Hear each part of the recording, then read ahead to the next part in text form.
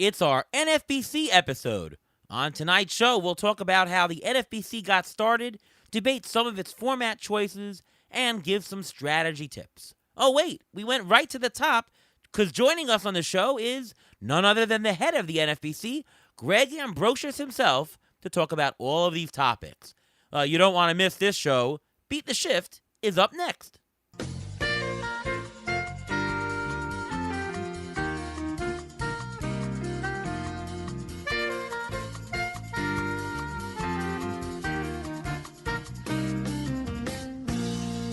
And welcome to another episode of the Beat the Shift podcast, presented by Fangraphs. I am your host, Ariel Cohen, and with me as always, Ruvain Guy. What's going on, Ruvain? Not much. How you doing today? I'm doing great. My God, this softball dominance continues. I just can't believe it, Ruvain. I have now thrown, in the last 4 games in my night league, shutouts. 4 shutouts in a row, 5 overall, counting my Sunday league. I have a 36 consecutive scoreless inning streak. I'm telling you, man, it's gone crazy. Something's got to give soon, but I'm enjoying it while it lasts.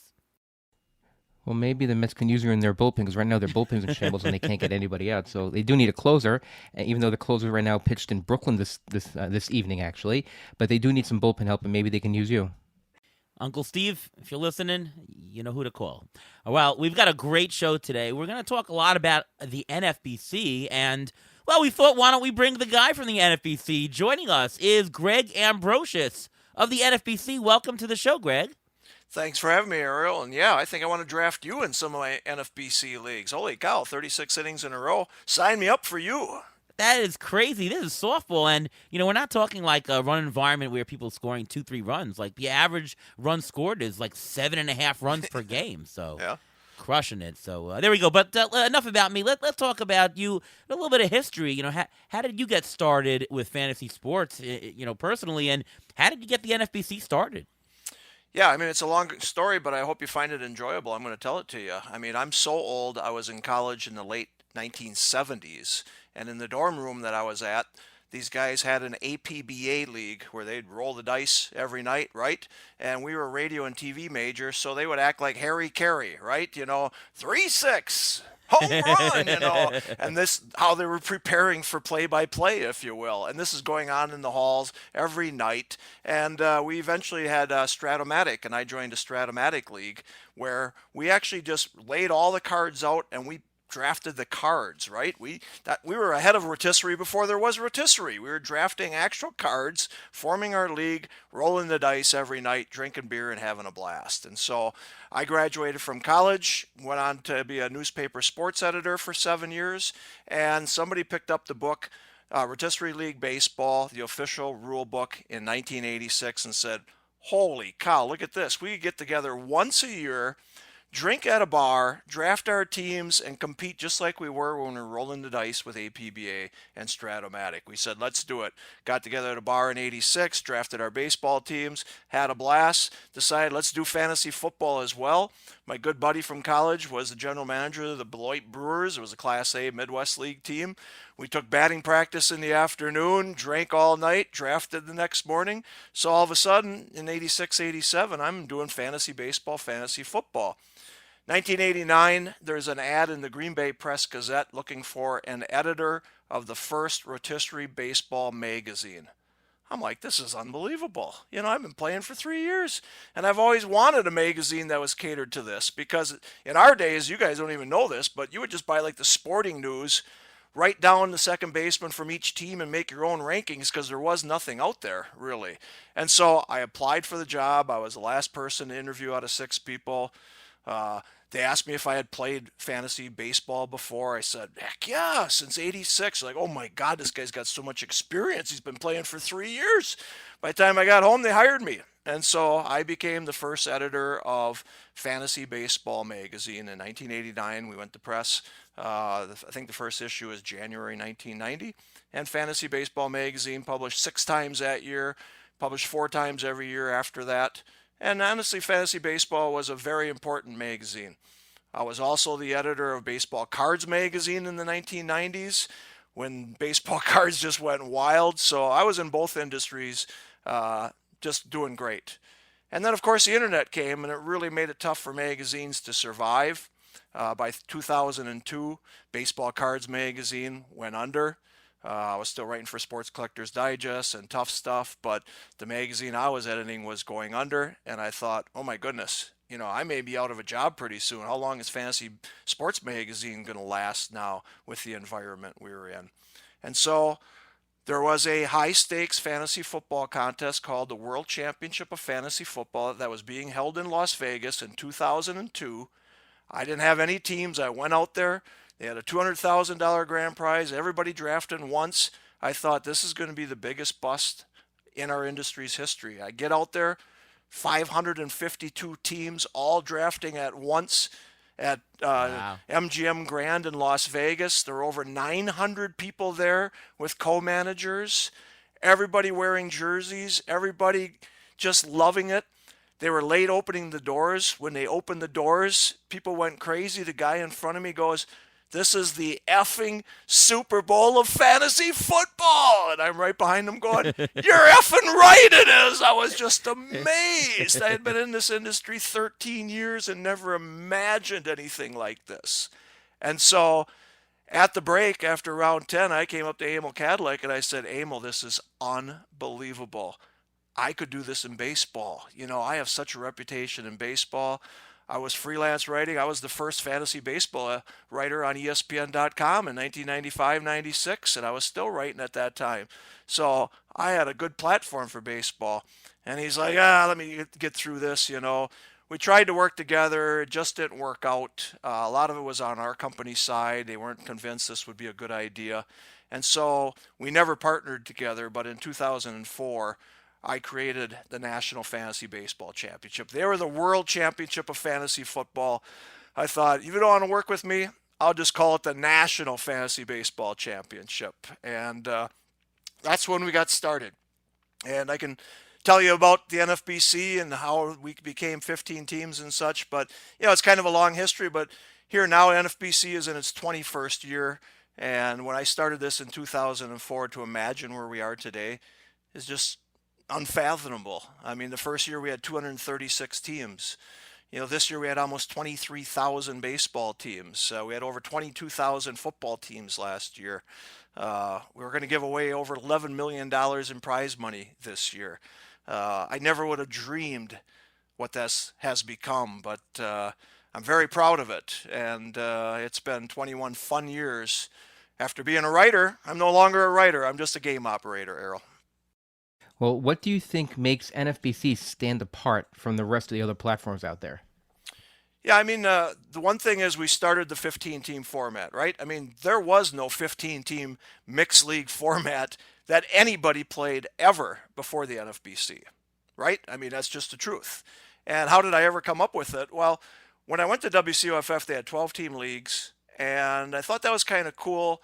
But for baseball, as you guys know, the founding fathers created, really it would be AL only and NL only, right? They were going to make it very tough where you had stars and scrubs and you had everything that a major league team was trying to put together. And so that would have been a 12-team AL only or NL only. Well, that wouldn't have been a mass-produced game, I didn't think. So I felt I really had to have mixed leagues.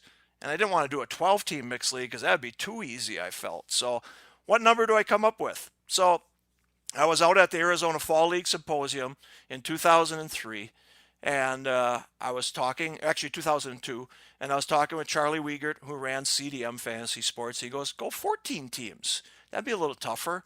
And John Zaleski was with Ultimate Fantasy Sports, and I was with him, and he liked 16 teams. And he's like, "Go 16 teams." And so I get on the flight, and I start writing all the rules down, and I'm thinking, 15 teams. I mean, there's 30 team MLB teams. Let's get half the player pool, and that'll be tough, but not too tough. And so that's why I created a 5x5, 15-team format. The first year we only had 29 players, which was only 6 bench spots with no DL.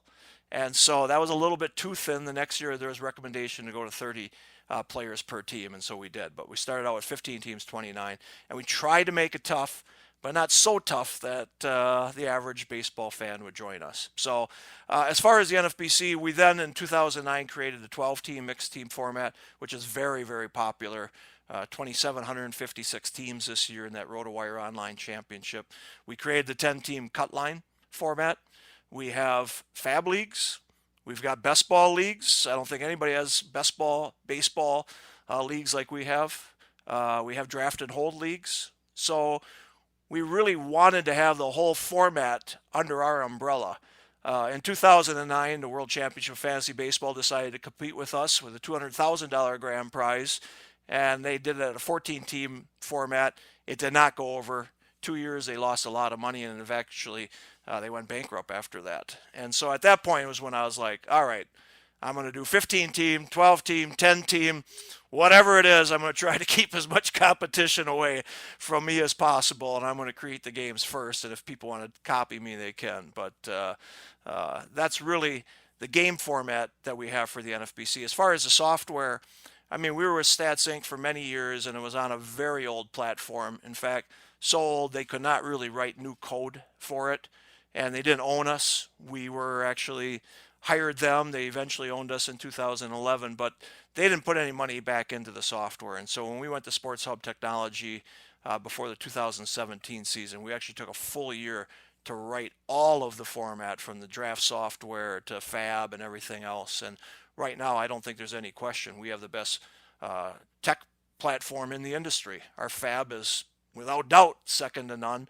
Our draft room is very, very good. We could use a native app that's coming down the pike, but yeah, I think technically we now have everything. We certainly weren't proud of our platform in the early years, but these last 6 years have just been fantastic. Our platform is very, very good. And you mentioned a whole bunch of different types of baseball formats that you have. You have the RotoWire Online, you have the main event, Draft Champions, Cut Line, you have all these formats. Which is your favorite format?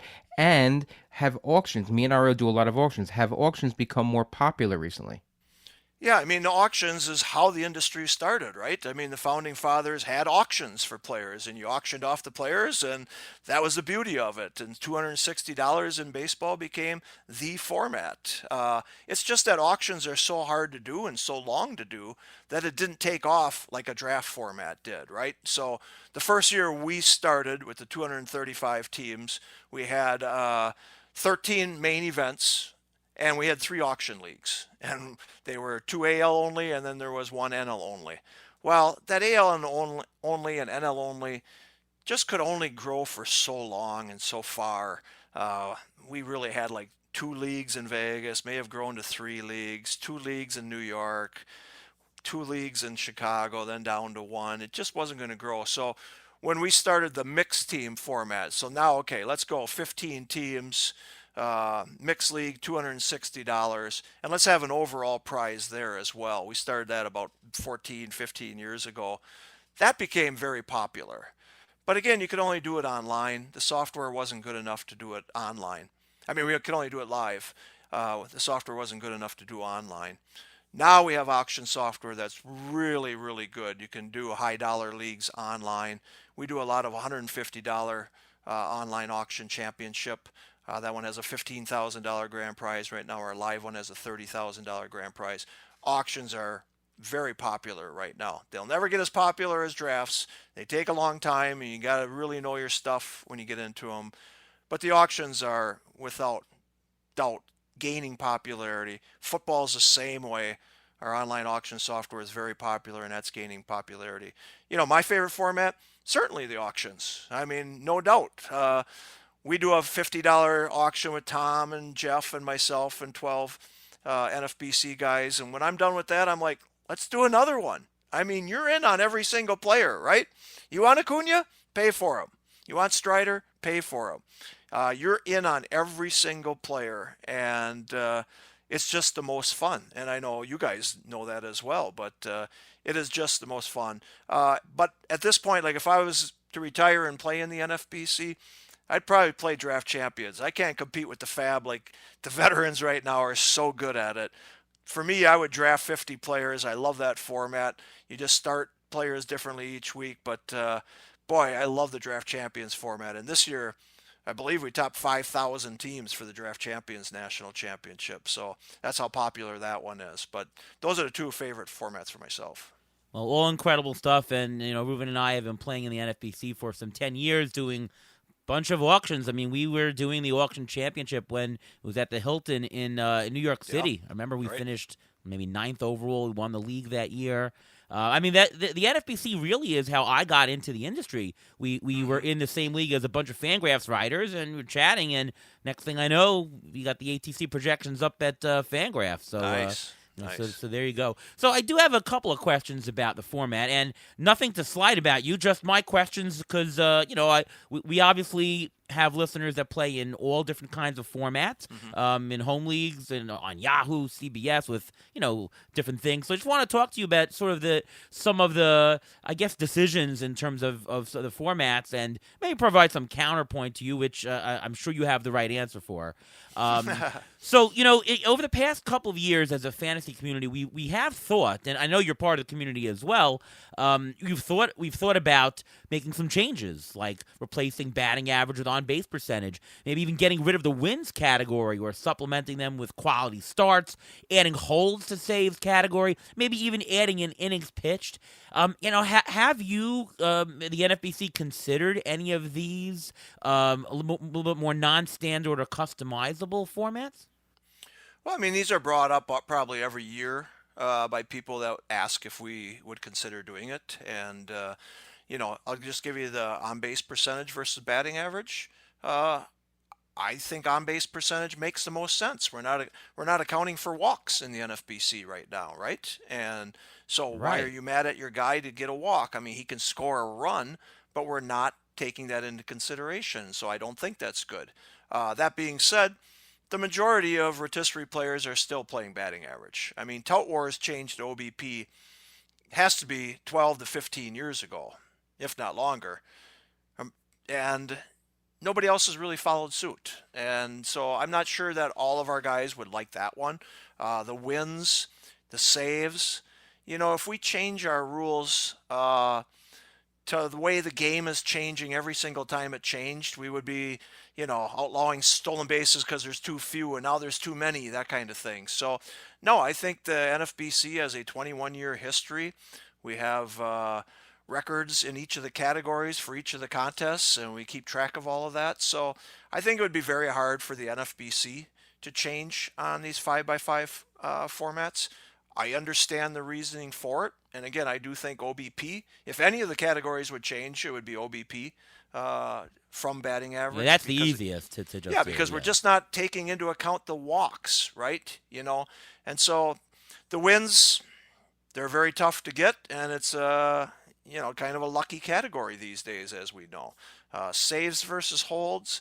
Again, we're trying to appease our current players while still bringing in a whole lot of new players. And we can talk about that later, about how we're bringing in new players, because, there's a churn rate in the 15-team format, right? I mean, if you play the 15-team format for 3-4 years and you haven't cashed, you're probably getting out and only going to do the 12-team format. So how do we keep new people playing? And I don't think switching to these saves versus holds, quality starts, is going to appeal to more new players. So that's my answer, is I just don't think with our 21-year history that we'll be changing a lot of categories. So it really sounds like you're a baseball purist at heart, not wanting to change these categories. Well, I mean, again, I've been in this industry since 1989, so whether I'm old or a purist or whatever, I just don't think our contest is going to change to every whim. We're just kind of we are an older contest. Maybe there'd be a young contest. Operator goes, damn, that Ambrosius is so old, I'm going to start up one with OBP and quality stays and ace holds, and you just watch everybody come to me. I just don't think that's, the rules are the big part, obviously, but the software and do you trust the guy you're giving your money to and all that kind of stuff is another factor. So, I think people know that I've been in this industry for 35 years, and I am a baseball guy at heart. I got my reputation in this industry for baseball, not football, and I understand where the players are coming from. I'm one of you guys. But changing the rules each year is just not what I'm in for. Yeah, and certainly a lot of this is business decision. Obviously, if you see that it's going well, you're not going to change it. Obviously. But some of the questions I might have are more of sort of what led you to that decision, I would say. One thing that comes up, and we talk a lot about on the show recommending fab pickups, and also we talk a lot about the strategy of how much money to bid on fab. What prospects in the NFBC? You cannot pick up a prospect unless they are called to the majors or if you've drafted him preseason, right? They're fresh and new. What is the reason that you set it up that way? Because the counter argument in terms of fairness to me is that it creates these fab frenzies, and to be honest, I don't actually like it. It requires that whoever has the most fab, somebody might have more fab because they were lucky with no injuries, right? You might have had your fab depleted because you had to spend it on injuries or you're doing badly. It doesn't show as much knowledge of, I'm going to pick up Paul Skeens in week 2, get him away before and make the right timing of it. I'm just curious as to what I'm sure you have the right answer for it. Why did you I'll set give it you that the way? answer, and you tell me if you thought about this beforehand, okay? So the reasons for not having prospects in the player pool is, one, if you thought Skeens was going to get called up in week 2 or week 3, you should have drafted him. Okay, so every single player is available to be drafted, not only to be drafted, but they're available in the week 1 free agent pool because before the start of the season, and the week 2 pool because the cuts aren't made until really that Thursday, Friday, Saturday. We get them in. We can't cut them off by that Sunday. So if you want any prospect, you've got actually 3 opportunities to draft them and put them on your roster. Now, if they're not drafted in your league, then they don't go into your league's free agent pool until they're called up to the majors. Now, why do we make that rule? Because in the early parts of the NFBC, there were sharper guys as owners compared to other people, right? I mean, it wasn't everybody. Like right now, man, NFBC is just sharp, sharp, sharp. And I didn't want our veterans to stash prospects a week or 2 before they got called up, and then when they got called up, having everybody in the league going, oh shit, I didn't know that I could pick him up, or I didn't know that I could stash him, or damn, I should have got him a week early. So I didn't want a stashing going on with the minor leaguers. When the minor leaguer gets called up in week 10, everybody has a chance to get at him in that league, just like everybody had the chance to draft him or pick him up in the first fab period, okay?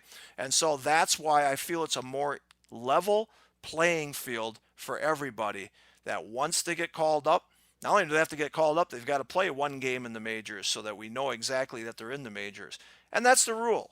I mean, that's the reasoning. It was But really that might have changed over time with the people's knowledge and all that, right? And certainly, whether that maybe is the right decision, it certainly leads to these fab frenzies and that's right. And again, if you wanted that guy bad enough, you should have drafted him or stashed him. Again, we only have 7 reserve spots and there's no DL. So stashing a guy is not easy, right? That's a big, valuable position that you're stashing a minor leaguer in there. And that's why a lot of the minor leaguers aren't drafted early on, because you might have to stash them for 5 weeks, 6 weeks, even longer. So when he gets called up, instead of having some veteran stash him a week before he gets called up, everybody's got the chance to get him. And you're right, that does lead to some high bids. And honestly, someone who might be out of the money at that point in June, they're going to go all in on that prospect because that's their one way to get back into the money. So I do just feel like it just levels out every league. When you run a national contest with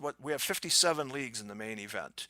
In the RotoWire Online Championship, we have 220, I think it is.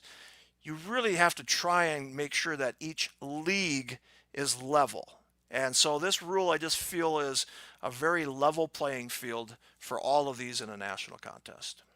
And speaking of all the prospects, where Paul Skeens came, everything like that. We heard earlier in the podcast how well that Ariel's been pitching. Shouldn't he be in the prospect pool as well? Shouldn't he be on NFBC? I think he's still in the minors. We just talked about the prospects, right? So right. He hasn't played a game in the majors yet. You're right. He's got to play 1 game in the majors. So when his cousin Steve calls him up and he goes in the relief 1 game, bango, Ariel's right in the player pool. Got By the it. way, you do know that Steve Cohen is my uncle, right? I do not know that. No, I'm just kidding. See? Monkey's uncle. Yeah, sure. All right, so you mentioned the injured list. This one I've got more gripe with. Oh my goodness, it's really? not a personal thing, obviously, but I'm of the strong opinion that not having an IL and having a limited roster spot makes it unfair. Or more unfair. I'm sure you've heard this. More unfair for players because if you have a team and you did a great job drafting and you were shrewd and you got bargains and whatever, but you got the unfortunate thing. Freddie Freeman gets hit. Ronald Acuna. We were talking right before this before we aired. Ronald Acuna gets hurt. And he's going to be out for 3 months, right? You wouldn't want to drop him onto the free agent pool. He's too valuable, and so you can say, well, it's a decision you have to make. To be honest, I think it's sort of not as fair. You're over penalizing teams that have more injuries. I don't see it as being more shrewd. I see it as being more unlucky. I mean, last year we picked up Ryan Mountcastle and somebody else, Nolan Jones, off the waiver wire, and they were great the rest of the year. I'm like, why in the world are these guys on the waiver wire? They should not be on the waiver wire, and that helped us. I kind of think that was penalizing the other guy. So what's your take on that? Because my strong opinion is that even if you want to say, we're not going to do an unlimited IL. So make 2 IL spots, 4 spots, and then of course you have the argument that we don't want to have so much penetration into the deep league. But of course the counter to that is make 2 or 4 IL slots, make it 6 bench, or go down to 14 teams if you want the same level of penetration. I just see it as less fair, more luck, and I'm an actuary. I don't want to see more luck. So that's my spiel. I hope that doesn't offend you, by the way. No, it doesn't offend me at all. I think you're in the minority in this feeling, though. Really? Absolutely. I think. Okay, so let's say you add 2. Okay, let's just count it up. Yeah. You add 2 DL spots. 30 teams, 15 teams, 30 rounds, 450 players. You add 2 DL spots. That's another 30 players. There's 480 players are out on week 1 because everyone's going to have 2 DL guys. Everybody would draft 2 DL guys. So you're going to have 480 players out of the pool. You just talked about how you picked up Mountcastle and somebody else that helped you last year. No way are those guys available. So you do lose Acuna. Listen, there's somebody out there now, player number 451, who still might be able to help your team. Player 481 is not helping your team. If you're talking about 4 DL spots, that's 60 players, that's 510 players, and now you're going to try to get some help during the season? Impossible. So I do not think in a 15-team format, and the idea of going down to 14 teams. But if you have an IL guy, then you can't pick up anybody if you want to save him. So now you have it's. I'd rather have the 480. I'd rather have the 48 for 81st person than have nobody. Well, I mean, again, this is the decisions that all of you guys make with only 7 roster spots. Do you keep that guy who got hurt? Do you pick up do you stash a minor leaguer? These are very, very tough decisions, and this is not supposed to be an easier league. I don't want this to be easy. I can just stash this guy on the DL. I draft DeGrom, right? Scherzer much earlier if you have a DL spot than right now when you draft him without a DL spot. Again, it just changes the entire context of the game, and I just think we're trying to make it tough. No, there's no doubt that it changes the decisions, and it's a different decision. It's just more luck involved. I think that's my beef here. It's you're penalized because you're hurt. Again, it makes great decisions. You got somebody's hurt, you don't know, you have to decide. So it does make and it's for shrewd audiences, of course. I've had this discussion with Chris Liss on RotoWire, and he was an opponent for a DL spot early, and he always said afterwards, I was so wrong. This just makes that game so much tougher. So I would love to do a poll of Fangraphs people and see. And I bet you're in the minority on this one. Really? But, all right.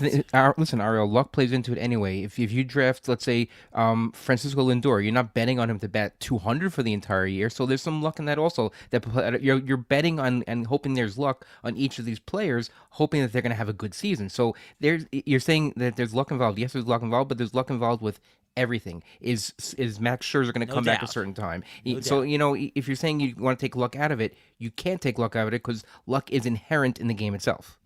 Yeah, as a game operator, you can never take luck out completely. I mean, we do things to make it put more skill in your hands. We do that with the KDS. We do that with everything that we try to do. But yeah, I don't agree that DL spots would make it less lucky for anybody. All right. Or Well, more we'll get lucky. some. We're gonna get some listener feedback on that as well. And of course, I work for an insurance company. It's all about managing luck, obviously. Yes. I do want to ask about the twice a week lineups.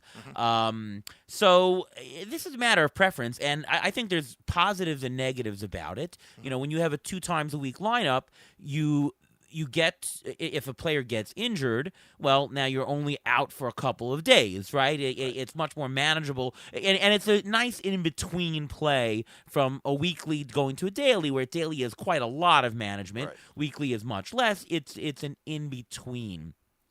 But it also makes the game more about finding the playing time. It's less about the skill of the players because, if you have a $20 player, and he's only playing 2 games for the spot versus a $10 player who's playing 4 games, it's about finding the guys who are playing more games almost. It doesn't really matter even of the talent. You're sort of sifting, and it doesn't become a game of allocating talent as much as making sure, who's in Colorado this week, who's facing lefties. I like more season-long type thing. Again, this is a preference thing, just in my opinion. What's your take on that? Because obviously there's advantages because, it's less luck in terms of your player gets injured, and there's more flexibility. Yes, of course, there's a strategy because now you're going to have to roster some more hitters, to account. What's your take on why that came about? Well, I mean, if you're talking about players during the week, this isn't the NBA. If you want to play a fantasy game where some guys will play 3 times in 1 week and other guys will play 5 times in a week, then you're talking about that. I mean, the Monday through Friday, or actually Monday through Thursday, someone's either playing 3 times or they're playing 4 times. There's nobody really only playing 2 times. It's unless there's a rain out or something like that. So I don't think you're benching a $20 hitter for a $10 hitter because he's got 1 extra game. We can talk about that later. The whole reason for the rule was, as you just said, MLB had a penchant, if you will, the teams did, for putting a player on the DL on Tuesday morning or Wednesday or Monday before the game started, and you would get a 0 for the entire week, right? Even if it was That's a Wednesday, brutal. That's they brutal. put them on. It was just too brutal. When you're Yeah. playing for high stakes, it was not good for our game. People were upset about that. So I don't know, maybe the 4th year or so, I decided we would have Friday moves for hitters and pitchers. And this would eliminate guys going on the DL, including starting pitchers who may have gone on the DL on Tuesday, Wednesday, or Thursday. And so it worked out good for the hitters because I feel like people weren't really gaming the system. They were getting a player in. It also made your reserve roster spots so much more valuable because, again, you weren't stashing 2 minor leaguers because you needed a middle infielder, you needed a corner infielder, and you needed an outfielder on your bench at least, right? So it made making your bench even stronger. But what we learned after the first year of doing this was it became more of a streaming pitcher's game, right? Like if a guy was going to start his only start on Saturday, you'd put another starter in for the first part of the week, and then you could get that guy to start on Saturday as well. And so it became really a streaming pitcher's game. And I Yeah. admitted my mistake right away and said no more on the pitchers. But since then, we've continued to do the Friday hitters lineup, and I think it's Yeah. worked pretty well. Yeah, and no, and by the way, I'm giving a little bit of criticism or at least some questions here, but I mean, I love the NFBC format, and I think you might have found the right middle point, in terms of pitchers once a week and hitters twice a week, and that's great because I find it too much to do daily, but you want to get some of the flexibility, so I think it's great at middle point. And by the way, just to give some praise, of other stuff, I think the NFBC has really the best waiver wire out there. and the best lineup software out there, and where you can switch positions even after a thing locks. Very great stuff, and the draft software is fantastic. So I mean, it is a fantastic place to play, and I enjoy the formats. Obviously, I play multiple contests each year, so I'm a big fan. So not all criticism here. I'm just playing devil's advocate on some of the rules here. No, I appreciate the conversation on all of this because, many of the suggestions that we've implemented have come from our audience. And I know you're going to ask Right. about that, but this is a lot of stuff. This isn't Greg Ambrosius coming up with this stuff. It's our customers saying, hey, Greg, I can't stand that my guy goes on the DL on Tuesday or Wednesday. Is there anything we could do about this? Right, And we totally. thought about it, right? And KDS was the same thing. Third round reversal in football is the same thing. The Fab software, that was definitely our guys working with D on that and really taking it to our programmers, and they just heard exactly what people were saying. I mean, it's just all of this, it really comes from our players. And speaking of which, speaking of your customers, in what area has the clever NFBC crowd impressed you the most with their gameplay recently? Yeah, I mean, the way you guys do Fab is just unbelievable, and that's why I say I could never compete with you guys. I mean, it's just unreal how you guys are hitting on players before anybody else sees it in the industry and such like that. The trends that happen, starting pitchers going much earlier than any other industry draft. When Labor or Tout Wars goes after NFBC, ADPs are out in their main events. You're like, what are those guys thinking? But I do think the industry has kind of followed suit with the NFBC. So that to me, just the way everybody handles Fab nowadays is just mind-boggling. I don't know how you guys do it. So that's the biggest one. To me, the one thing that has changed in our industry in the last 5-6 years that have probably benefited the NFBC more than anything are all these podcasts. And all these podcasts being done by young guys. I mean, trust me, there was a time when I thought the NFBC was growing, but half of our audience is going to die in the next decade or so. I mean, you look at CDM, Fantasy Diamond Challenge, older audience as well. But these last couple of years, I mean, look at our champions. They're like 32 years old, 31 years old. I mean, all these Makes me podcasts are feel young old. guys.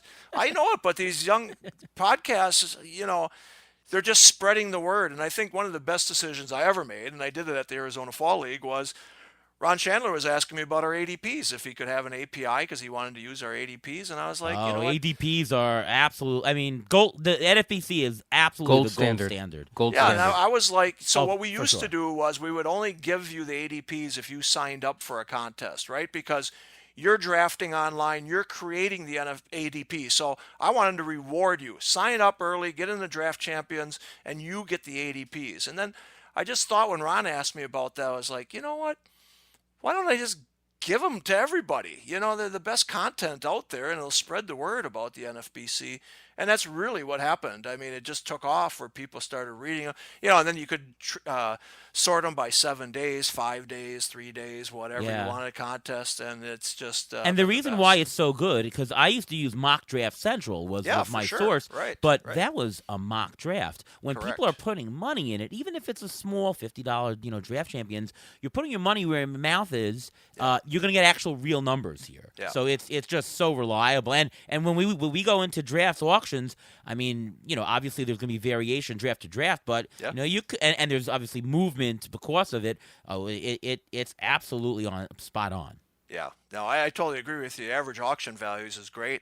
And in the online software, that average auction value is right there by the guy's sticker, if you will. And if he goes for 27 as AAV, I tell you what, he's usually going to go for 28 or 26. And if he goes for 34 and you know it, okay, there's $6 coming from somewhere else, right? So those average auction values are invaluable. And you mentioned about the Fab. Have you seen any new trends over the past couple of years with Fab? Are people spending more, spending less, running out of money sooner, stuff like that? Yeah, I mean, I think people are being better with their Fab. In the early days, guys would be out of Fab in August or whatever. Are there any $0 beds in the NFBC? No, you're supposed to manage your money better than that. I think, the big thing is people go heavy on closers, right? Which if somebody comes up as a chance for the closing role, man, he can go for $400. And so I don't think we're seeing that as much this year. But certainly that's been the trend, is when a closer gets called up or gets Yeah. the job, man, the bids are just outrageous. So, but I do think that NFBC guys are definitely managing their fab money better. I think there's definitely groups of people who talk, obviously, right, and kind of work together on what do you think he's worth and such like that. So I just think the fab is much more scientific, if you will, which is why I could never beat you guys, because you're just too damn good on all this stuff. You're not overbidding by so much. You know, we do put the runner-up bid on everything so everyone can see how much they bid and what the runner-up bid was. And I think if you look at those, you're not seeing a whole big variance like you did in the early years. I haven't played in any leagues with you directly, Greg, although we were in an auction together where I proxied for Tim McLeod. That was in Arizona this past year. I don't know if you remember that.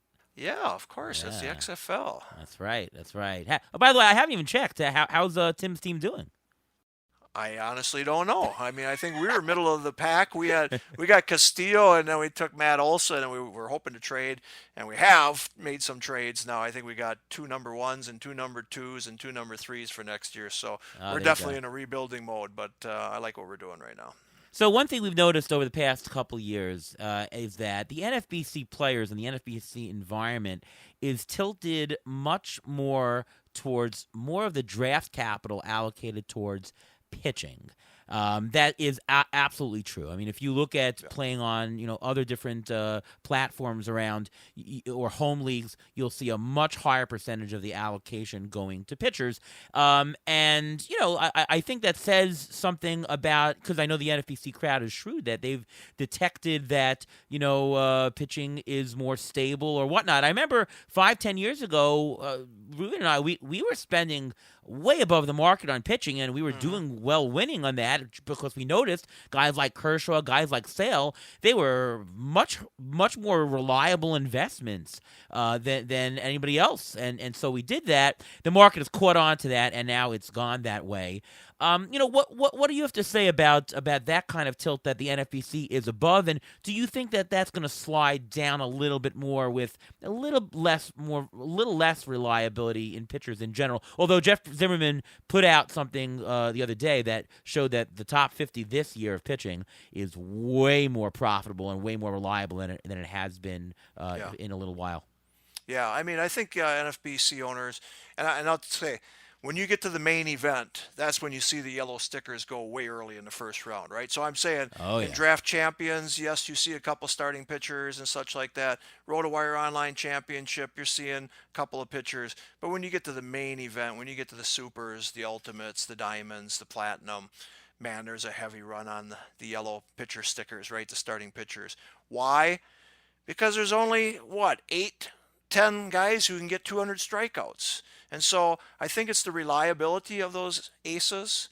I think it's the fact that you're getting good ERA whip, but the strikeouts. That's where the last couple of years it's been very hard to get 1,450 strikeouts or whatever that number is that you're going to need each year.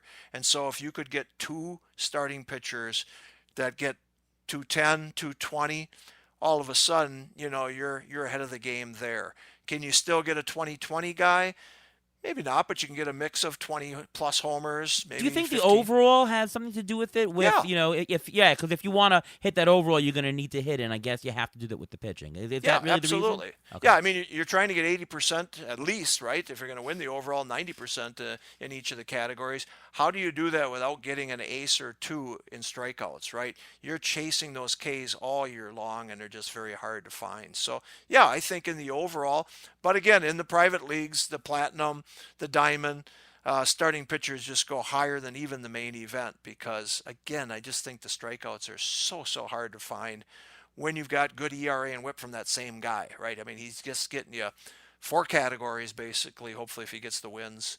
And that just sets you ahead of everybody else. And then you feel like you can find hitting. You can find a stolen base guy on waiver wire if you had to, a couple of dingers on waiver wire. But you're not going to find a 200 strikeout guy on the waiver wire, that's for sure. So a little bit of strategy. We were talking a bit earlier about the 2 times a week lineup. Want to get your take on the actual strategy that you think should be employed here. In terms of, should we be streaming hitting? Should we be taking an extra roster spot? Should we be looking for multi-position eligible players more? Mm-hmm. Should we do we need to hold some relief pitchers so that we can stream if we don't see a good matchup for the pitchers? Like, what's the best way to make use of your lineup spots and your bench spots, I should say? Yeah, I mean, that's a great question, and I'm probably not the right person to ask this of, but most people probably have 4 hitters and 3 pitchers on their roster, right? At max, you're stashing 1 minor leaguer, because as the season goes, you're just going to have guys that are dinged up and on the 10-day DL or IL, if you will, and so you don't just need one guy to come up from your bench to replace him. But like I said, I mean, I think you want a middle infielder, a corner infielder, an outfielder, 3 pitchers, and then that 4th one is up to you, right? It could be a stash of a minor leaguer. And again, as you said, you can start new hitters on the weekend. So if you got a guy who's not a very good player, but he's playing at Coors on Friday, Saturday, and Sunday, you put him on your bench for that, and then put him in your starting lineup if you can. But again, I'm not as much on the.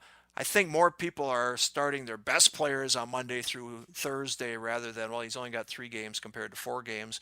Although it's very possible that a guy will have 4 games and might get more at bats. I mean, this is all a math game anyways, right? So accumulating as many stats as possible is what you're trying to do. But for me, I think that bench spots is probably a 4-3 ratio, and I'm pretty sure it's hitters with the 4.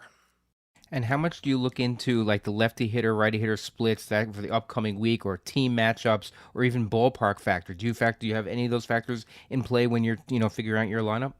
Yeah, I mean, I think it's easier to do in a 12-teamer than it is in a 15-teamer, right? Like, I mean, your bench on the 12-teamer is a starter who's probably playing a full slate that week, whereas the 15-teamer, he may not play every game. So your bench is just so much weaker on the 15-teamer. So, but yeah, absolutely. I mean, any ballpark, of course, just like Ariel was talking about. I mean, if they're playing in Colorado, you're throwing that guy in there, even if he's not as good as your starter. But again, I do think. Thank you, Brendan Rodgers. Yeah, I mean, in the 15-team format, you really are playing your starters, I would think, most of the time. But certainly, there's some lefty-righty.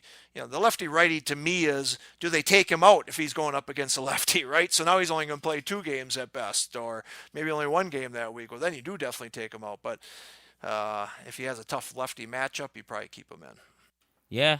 Obviously, if I use, I'm looking at the bat from Derek Carty, and he provides, weekly statistics, and that's going to take into account the lefty, righty, the ballpark. Right. I mean, he even takes into account the umpire. Right? That's crazy, but yeah, absolutely. You definitely have to take into account all that. Greg, this was absolutely amazing. Thank you so much for coming on and talking about the NFBC and answering some of my tough questions about how did this come about. But really, it was so insightful. Thank you so much for coming on.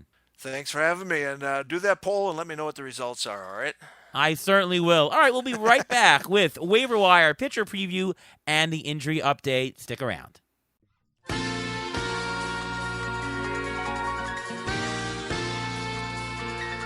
All right, we're back on the Beat the Shift podcast presented by Fangraphs. That was a great interview of Greg Ambrosius talking about the history, talking about some of the format decisions. So, really great stuff. We'll get from our audience. We'll ask you guys what you think as well, but wanted to hear it straight from the guy. Well, good stuff. I've known Greg a couple years. He's just the nicest guy. Just everything. I went to the Arizona Fall League to the First Pitch Arizona a couple years ago, and I spent like the whole day with him. I came a day early and saw him in the lobby. Hey, going to the game? Yeah, you want to get in the car? Let's go. And I just spent the whole day with him. Really, really great guy. And getting to hear the whole backstory, it's very interesting how everything started. And it's kind of how you picture it started. It started out very small, then started out bigger, and obviously got influenced by football because football is a lot bigger in fantasy than baseball right now. So it obviously got influenced by that, and all of a sudden it just blew up to where it is. So it's just really interesting to hear the background and where it came from. Yeah, so we normally do include the guest in our waiver wire picks, but for obvious reasons, we didn't do that for this episode, as he is, the head of a major platform. So it'll just be me and Ruvain. Ruvain, why don't you go first? Who are your waiver wire picks for this coming week? Okay, I got three guys. First of all, I'm going to mention Heliot Ramos. He's on the Giants, who I had in one league already, and I dropped this past week, which I shouldn't have done because of a roster crunch. But this week he had 3 home runs, batted 350, and with Jung Ho Lee out, his playing time is a lot higher now, especially now that Luis Matos was sent down. Even with Conforto back, Heliot Ramos is still batting second in that lineup. He's only 19% owned in CBS, and he's the hot guy right now, the outfield guy. If you need an outfield guy, he's a definite guy. I may have to re-pick him up in the league I dropped him. I hope he's not too expensive. And the next guy I want to mention is IKF, Isaiah Kiner Falefa. In the last 2 weeks, he's batted 326 with 2 homers, a stolen base, and 7 runs. But the most impressive stat is that he's only had 3 strikeouts in his last 46 at-bats, which means he's making contact, he's getting on base, and he's available in most leagues, and he's multi-position eligible in a lot of leagues, so he's a guy to look for as well. And another guy I want to mention, he's one of my favorites, is Yenier Cano as a reliever. He's only allowed 1 run since May 23rd. He's had 4 holds, if your league has that, and he has 7 Ks over the last 2 weeks. 4 holds and 7 Ks over the last 2 weeks. He's only 28% owned in CBS, and with Craig Kimbrell as a closer, I don't know how comfortable people are with Kimbrell as a closer. I mean, he is sort of effective, but he's blown his own fair share of games, so Cano is always usually the next guy up, as we spoke about in other podcasts. So I got a couple guys. The first one we mentioned last week, Mark Vientos, still just 40% owned. He's got the same power pace as you mentioned, Heliot Ramos. He has 5 homers and just 66 at-bats. Actually, it's even better than Heliot Ramos. He's batting .333 on the year. He's at a 40-homer pace with full season at-bats. And check out this 20% strikeout rate, 10% walk rate, 12% barrel rate. What's not to like? Everything he's done so far has been really good. You gotta pick him up. I mean, if you're in any format, even 12-team leagues, I'd consider him right now. And he's got the full-time job now with Brett Beatty, on the shuttle back and forth in AAA. So he's got the full-time job. They should have just kept him there all year. He was doing great in AAA. He's back now, so pick him up. This is a definite pickup. Edmundo Sosa, this is much deeper, but he is scrappy. He has 4 homers, 2 stolen bases. He is batting almost 300 in just 100 at-bats. Short-term fill-in, you got to see if he's getting playing time, but for deeper leagues, he is interesting to have. Brendan Rodgers, I mentioned before very briefly, he's under 20% owned. You have to see when he plays in Colorado because he does much better at home. This year, he's batting .314 at home. He's a .300 hitter at home for his career. Overall, he's .274 for the year. Just 3 homers this year so far. But, in a deeper league, is a 15-homer, .275 hitter useful where you can stream him in the home park? We know it's much better. Yes, it is. So Brendan Rodgers is worth looking at in deeper leagues. And I'll mention Henry Davis. He was a hot commodity earlier in the year. Has catcher eligibility. He struggled, sent down, but he's back. Big prospect, big pedigree. 2 catcher leagues, not 1 catcher league yet, but you should take a look at Henry Davis. Anything else to add, Ruven?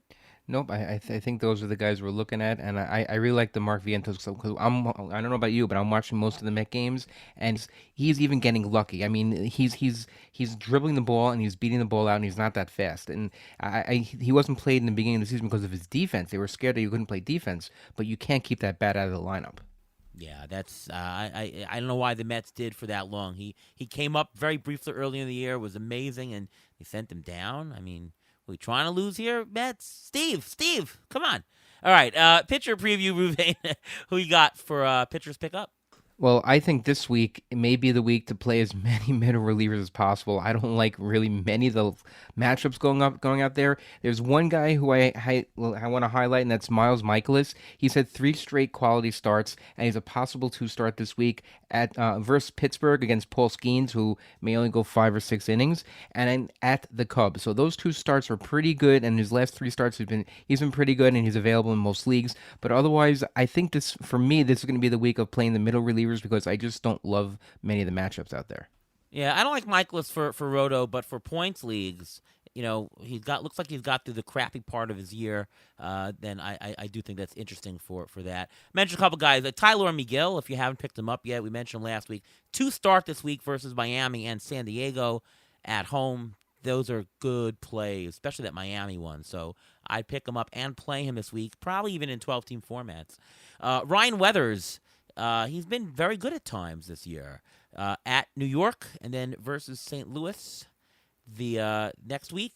I think those could be decent. Ryan Weathers is interesting. Frankie Montas, he's less than 50% owned. He should be more owned than that. Playing at Milwaukee this week, but I think he's a good long-term addition. Looks like he's figured out something lately. And I'll mention one more. Bailey Falter, Pittsburgh. He's only given up more than 3 runs a game this year, just once. He typically lasts 6 or 7 innings, and he's getting some strikeouts lately. He's at St. Louis this week, and then the following week, 2 start at home against Cincinnati and Tampa Bay. I think he's interesting. So, Bailey Falter, give him a look. We're talking deeper leagues, of course, here, but that is interesting to me. Yep, and it's never too early to look at the 2-start guys. You mentioned Tyler McGill. I actually like his running mate there, David Peterson, for this week. He's actually facing the Marlins, and he pitched really well this past week. When he his last couple starts, he's actually pitching pretty well, coming off of hip surgery. He's looking good. He's so far for this year, he's got a 3.09 ERA. He's got only 5 strikeouts in 11 2/3 innings, but he's going to be stretched out, and he's playing the Marlins next week, so that's an option as well. And unlike Ariel Cohen, they are available in the Eligible. NFBC format to pick up. By the way, I was not eligible to be picked up preseason. I didn't want to tell Greg that, but there was no player page for Ariel Cohen. What gives, Greg? What gives? I don't know. All right, injury update, Ruvain. Go for it. All right, we're going to start with a favorite of the podcast here, Kerry Carpenter. Carpenter was placed on the IL originally with lumbar spine inflammation. He's now been diagnosed with a lumbar spine stress fracture. His absence may be a long one now, and we may be able to count his absence in months as opposed to weeks. Oh, so get rid of now in 15-team leagues is what you're It's very hinting. possible because no one's picking him up in the next couple of weeks. He's not a guy you really want to stash, so he may be a guy you want to drop. Matt Vierling has been getting a lot of playing time. Akil Baddoo is getting playing time as well. Another injury guy, Lars Nootbaar. He was placed on the IL with an oblique strain. Cardinals manager Ali Marmol said that Nootbaar is expected to miss several weeks. While he's out, Alec Burleson should be the everyday right fielder, but Matt Carpenter may get some more time at DH. They're all friends out there. Wilyer Abreu, I think that's how it's pronounced. Wilyer Abreu from the Boston Red Sox was placed on the IL with a right ankle sprain. He thinks that it's only going to be a minimum 10-day stay, so hopefully that's the case. In the meantime, Tyler O'Neill was activated, and he's back in the lineup, so it's a matter of finding time for Abreu when he does come back. Francisco Alvarez, he underwent thumb surgery April 23rd for the torn UCL in his thumb.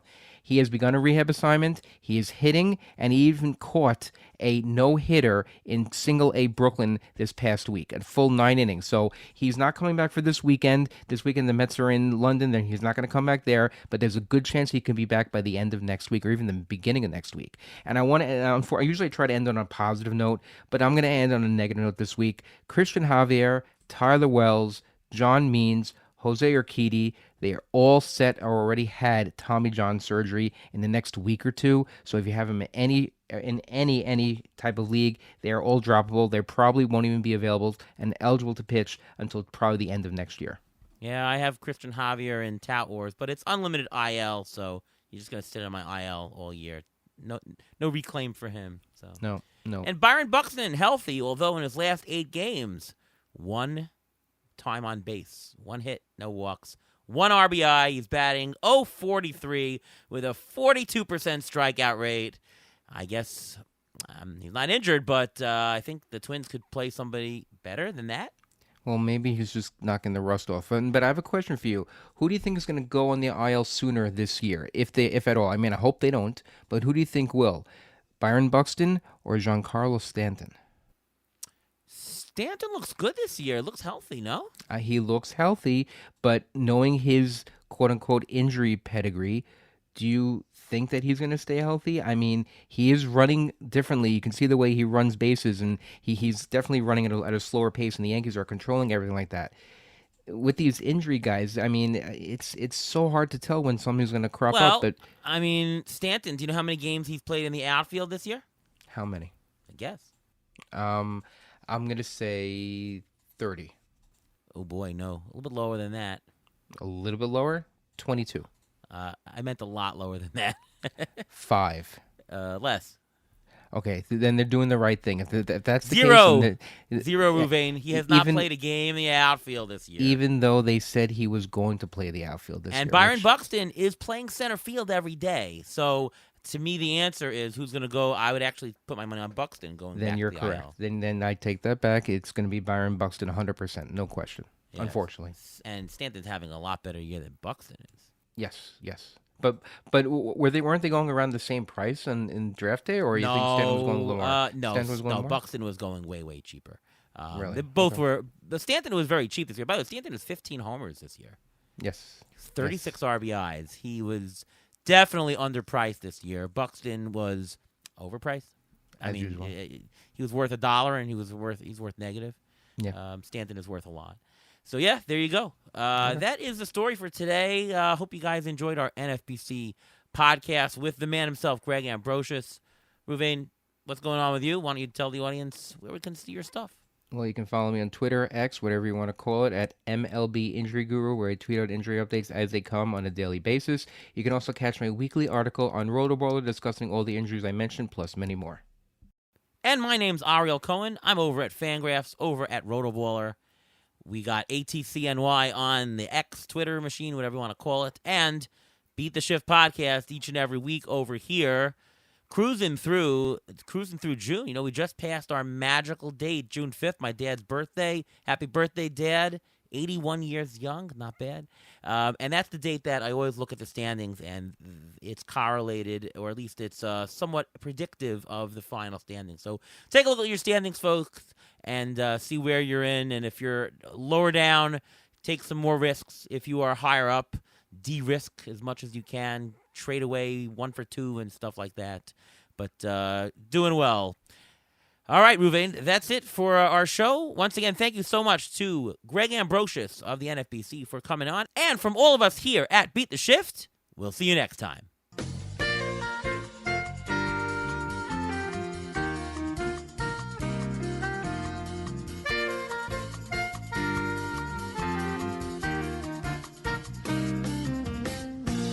Thanks for listening to the Beat the Shift podcast presented by Fangraphs. Follow us on Twitter at beat_shift_pod.